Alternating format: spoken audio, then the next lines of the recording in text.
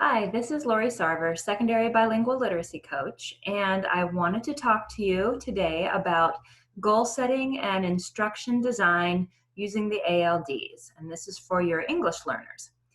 This is the last video in kind of a series of videos that I've made to try and help you prepare for working with your English learners this year. So let's get started. Oops. Perhaps I will. Okay, so first off, the agenda today, I want to do a quick resource review, touching on some of the things that I've provided in earlier videos.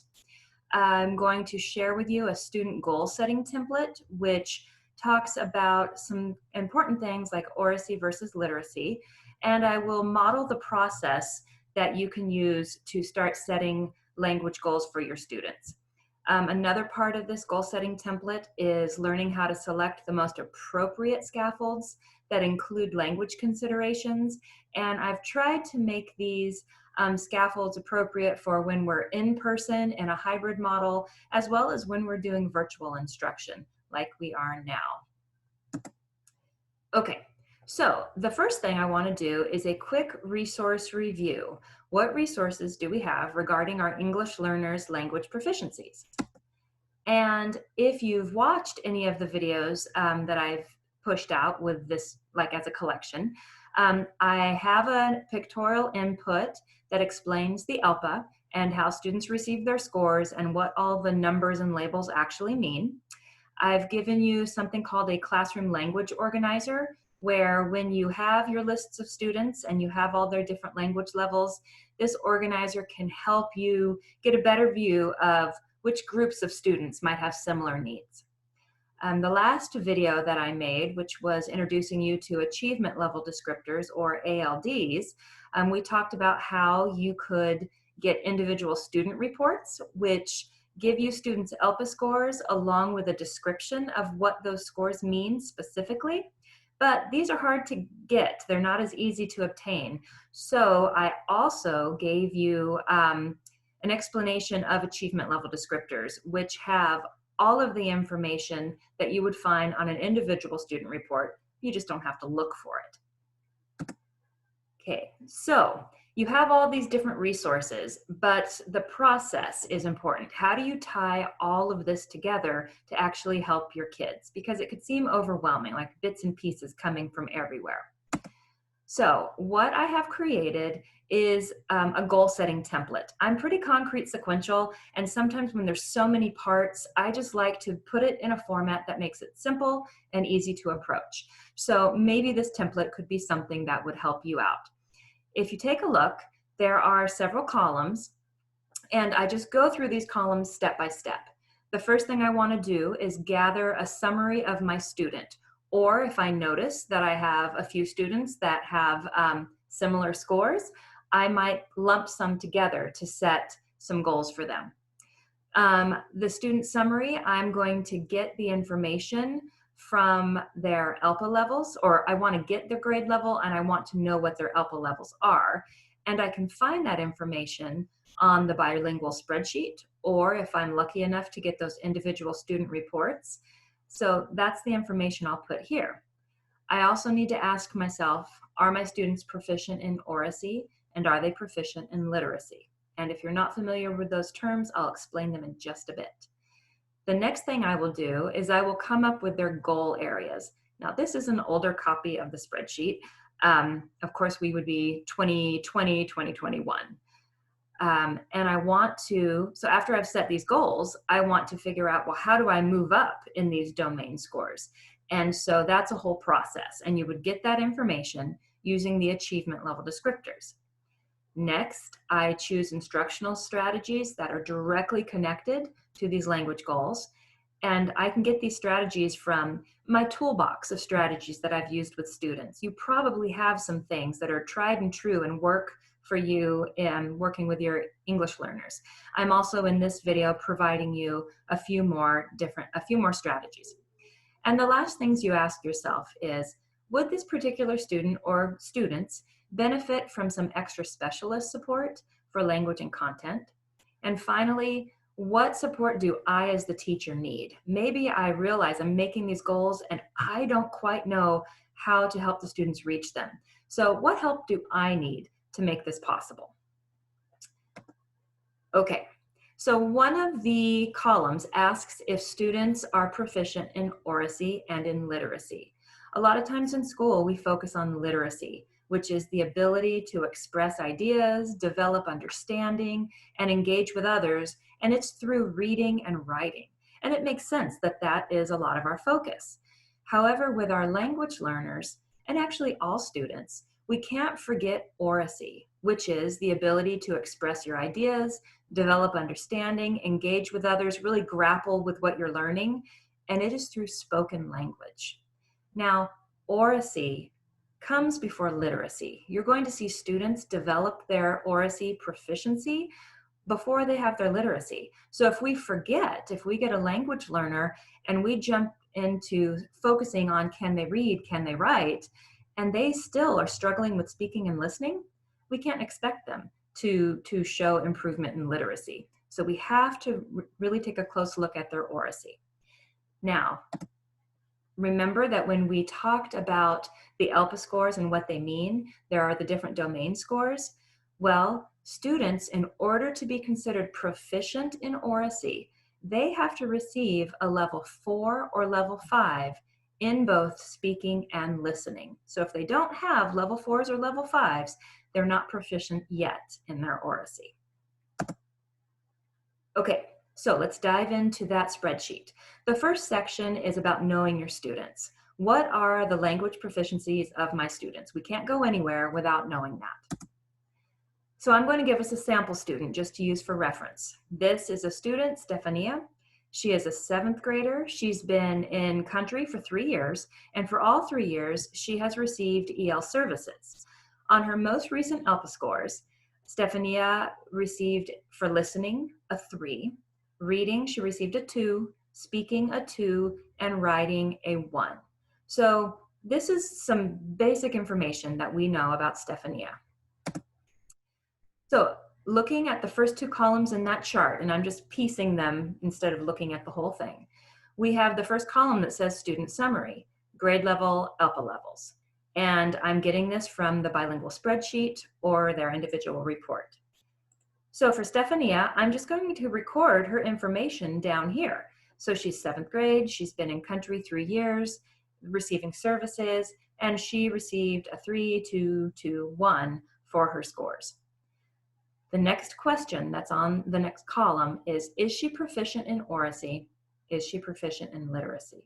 Remember, oracy is speaking and listening. In listening, she has a 3. That's pretty good. In speaking, she has a 2. So in order to be proficient, she has to have 4 and 5s. So she is not proficient in her oracy. And as we can see, her literacy, she received a 2 in reading and a 1 in writing. Those are not 4s and 5s. So she is also not proficient in her literacy. That's okay, because we're not going to look at Stefania through a deficit viewpoint. We're looking at, here's where she is right now. I'm sure she has skills and abilities, and we're going to build on those, and we're going to help her progress through her language development. Okay, so after we know a little bit about her, I need to start setting goals. And these are language goals, not content goals.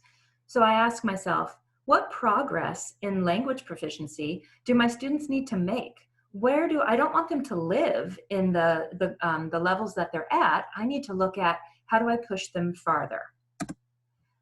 So the next couple of columns deals with that. I need to set goal areas. And again, I forgot to change my dates. Sorry about that. But I need to set goal areas for the 2020-2021 school year. And then I need to ask myself, how do I move up in those domain levels? I'm going to get the information for these 2 columns from my achievement level descriptors. That's the place to go. So for Stefania, I'm going to set some general goals. I don't want her to, well, and for the purpose of this video, I'm not going to take the time to set goals in all 4 domains because it would just be too long. So I'm going to focus on the 2 areas where I saw she needed to make a lot of growth, speaking and writing. Since I know oracy comes before literacy, and I'm not going to expect a lot of growth from her in writing, if she really still can't speak and produce her language orally, I need to focus on her speaking.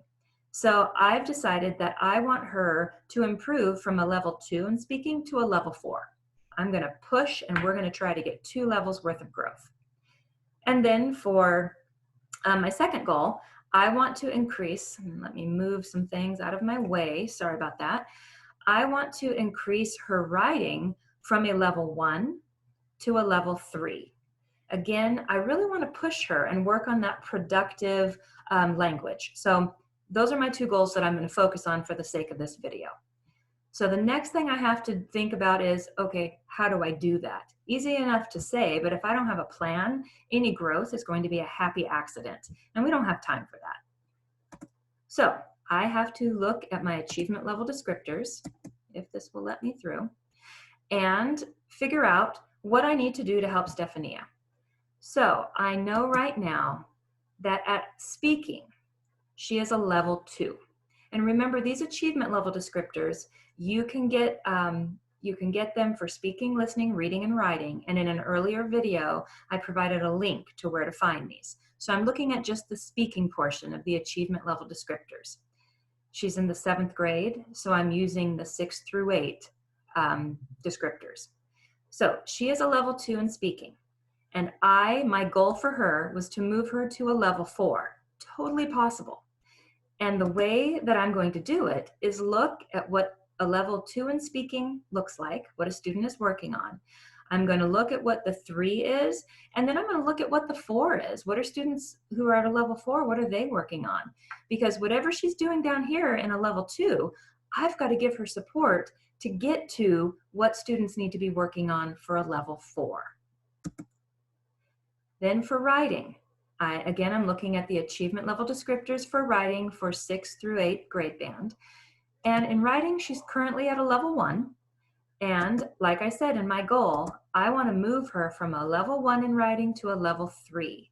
So again, I'm going to look at what does a level 1 look like? What are students working on? Of course, I'm going to look at a level 2. And then I need to consider the level 3 and see what does she need to be working on to be able to score level 3 on the ALPA. So, like I said, we're going to compare achievement level descriptors. What are the differences between her current proficiency and the next level up? And then in our case, the next level above that, because we're trying to push some substantial growth for Stephania. All right, now, there's a lot of text on this page. After I explain it, you might want to pause the video and look at it. But basically, when I looked back at those achievement level descriptors and I compared what a student would need to increase from a 2 to a 4 in speaking, some things that I noticed were right here.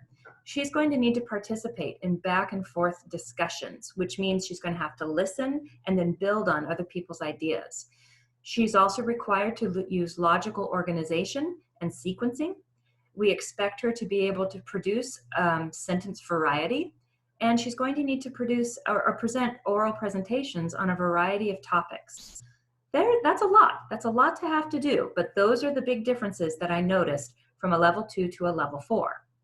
Then for goal 2, increasing her writing from 1 to 3, I noticed some key differences were including relevant details, providing reasons and facts in a logical order, and using transitions and more complex sentence structure. And if you notice, it sounds like some of these level 2 descriptions are going to help her in her writing. So her level 2 descriptions for speaking and what she has to do should help her with what she needs to do to improve her writing. Okay, so to do a spot check back here on the bigger spreadsheet, we have identified all the ALPA information that we need for Stephania. We have talked about whether she's proficient in oracy and literacy, and she's not in either. I set 2 goals in this video, and now I have looked at what does she need to do to move from one level to the next level in her language proficiency. So the big part is right here. What do I have to provide? What support do I have to provide her to help this happen? Because I think I said earlier, it can't just be a happy accident that she improves, especially when we're setting really substantial goals. So I'm going to think about the strategies that I'm going to use with her that tie directly to those goals that I made. Lots of strategies are great, but if I'm doing, perhaps I'm making input charts, or perhaps I'm doing a lot of visuals, but I have a speaking goal and I'm not providing any support with speaking, that's not going to help her reach that goal. Those strategies that I mentioned are phenomenal, but it's not going to help her with her speaking goal. So again, we're trying to be intentional about the strategies that we use. So let's talk a little bit about selecting these strategies or these scaffolds. Think about the scaffolds that are most appropriate for your students' language needs. Now, just a reminder, there are 4 language domains, and students need support in all 4 of those: listening, speaking, reading, and writing. The goals that we're working on in this particular video are related to speaking and to writing. But what I like to do, and again, I like to keep things simple because there's so much out there. And if I'm feeling overwhelmed with how to support my language learners, I like to think big picture. And what I've created are what I call the big 3 strategies. And I've added, since we are in a virtual environment, another piece that is a virtual component. So going back to the big 3 strategies, if you think in terms of providing visuals, vocabulary support, and sentence frames, those are big things, the key strategies that you can use to help your language learners. Now, visuals, and again, you can pause this page and look through all of these yourself, and I'm also providing a link to this document. But to highlight, visuals obviously are things like pictures, sketches, graphic organizers, but don't forget that there's power in gestures, pantomiming things, and even your facial expressions. So much of communication is nonverbal, so you can support your students beyond just providing pictures of things. Vocabulary, a lot of times people provide pictures, which that's great, but it's not enough. Some words don't have a picture to represent, so you have to think of other ways to support vocabulary. Sketches, providing antonyms or synonyms that they might know. More detailed understanding of multiple meaning words. If you know the cognate of the word, the word that sounds similar in their native language, use it. Give them graphic organizers. Teach the key words that they need. Not everything's golden. What are the things that they absolutely must understand to get that content? Another huge one, sentence frames. Expect and support student speaking and student writing. Yes, they're language learners, but that does not mean that you can't expect them to produce language. In fact, they need the expectation. Done in a kind way, of course, but they need to know that there's an expectation, but you are also going to support them to reach that expectation.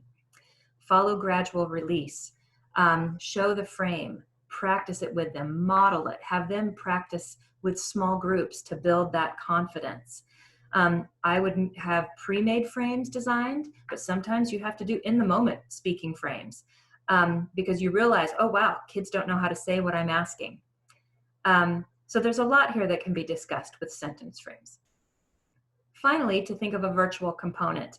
You can meet the needs of your language learners even though we're in remote instruction right now. And when we switch to hybrid, you still are going to have that time where they need to work on their speaking, on their writing, listening, and reading, even during that asynchronous time.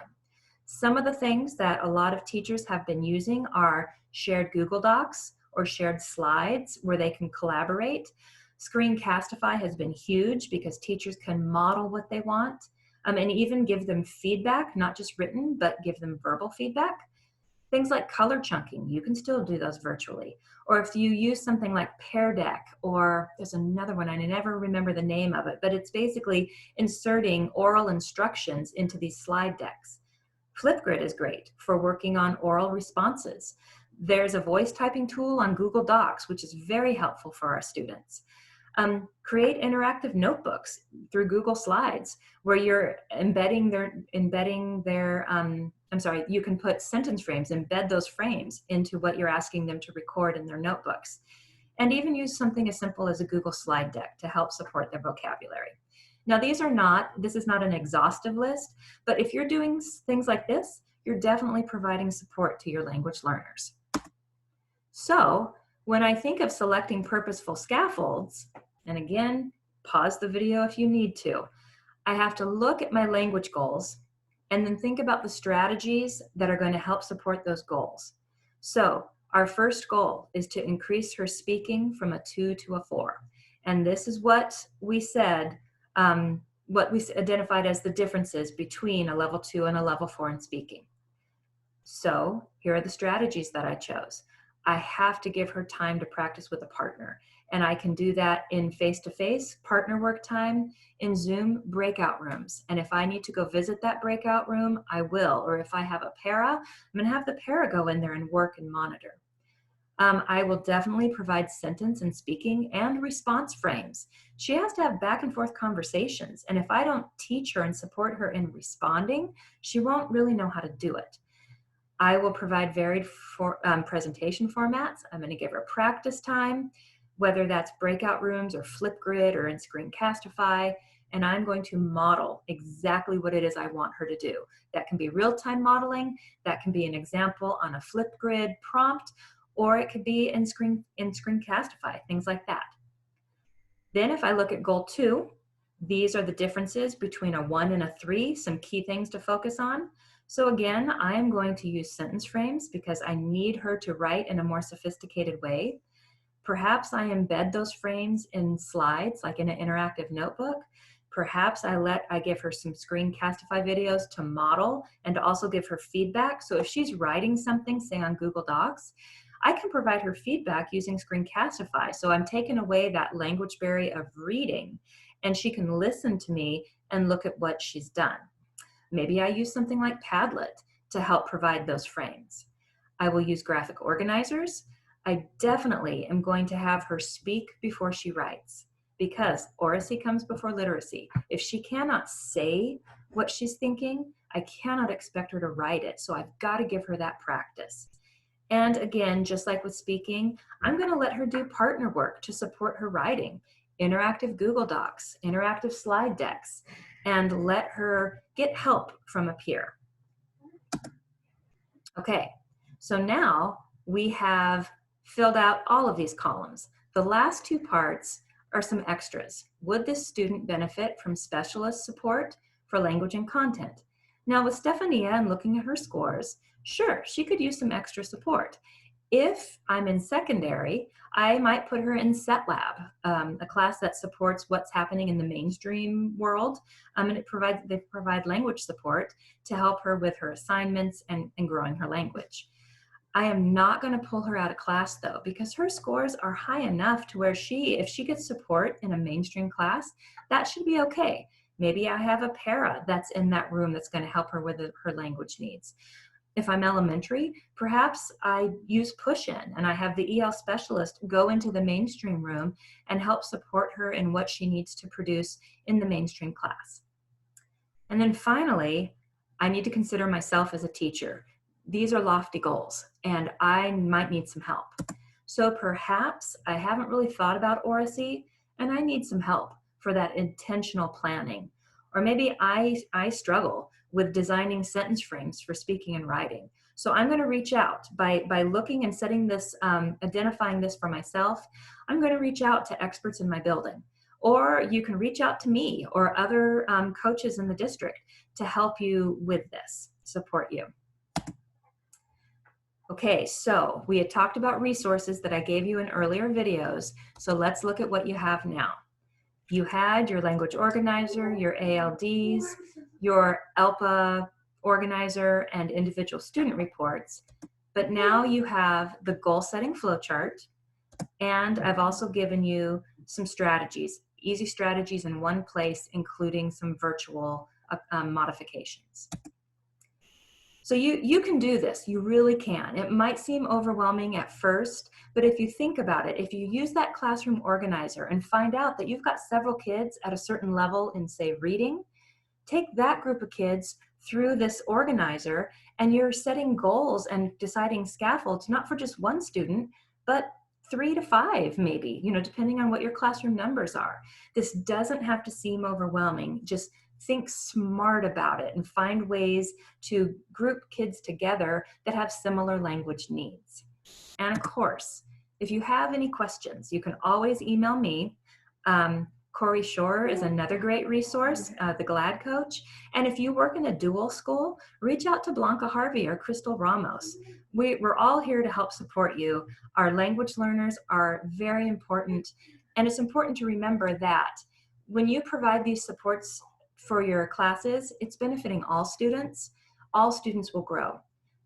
But for your language learners, these supports absolutely have to happen, because without them, they'll stagnate and become frustrated and might not progress as quickly as we would like for their sake as well. So I hope this video was helpful. If you have any questions, please reach out, and I am going to embed links to these documents that I've shown you in the comments or the description on this YouTube video. Thanks.